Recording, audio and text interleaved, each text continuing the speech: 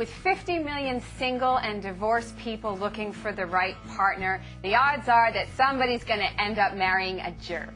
Psychologist John Van Epp joins us today to talk about his book, How to Avoid Marrying a Jerk, the foolproof way to follow your heart without losing your mind. John, thank you so much for joining us. Well, it's great to be here, Michelle. You introduced the relationship attachment model, RAM. Tell us a little bit about RAM. Well, the whole book is about trying to have a balance between your head and your heart. And so the relationship attachment model says that there are 5 critical areas or crucial areas that help to build the bond in a relationship.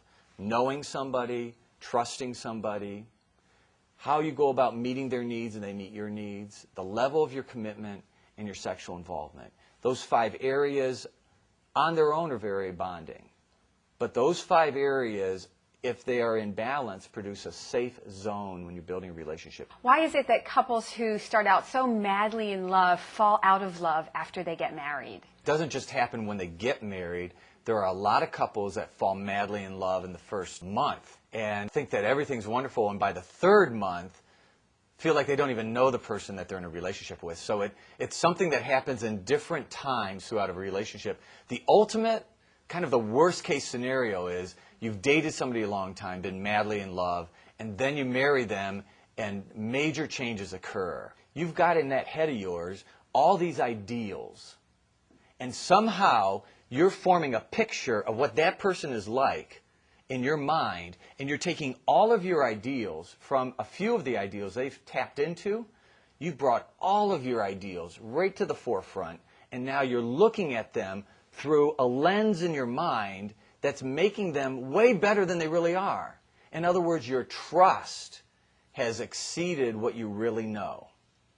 Those type of accelerated attachments and involvements can really lead to a lot of heartache. How does one know that your partner is going to be a jerk? Everybody, I think, at one time or another can act like a jerk.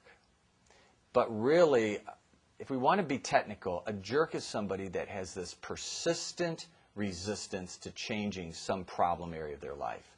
No matter what you say to them, no matter what they're confronted with, they really never want to change. And so a lot of times, figuring out whether a person is going to be a difficult person to be in a relationship with means that you've got to dig a little bit below the surface, and it takes a little bit of time.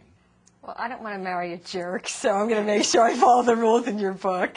Good, good. Thank you so much. It was such a pleasure talking with you. Well, thank you. It's wonderful to be here.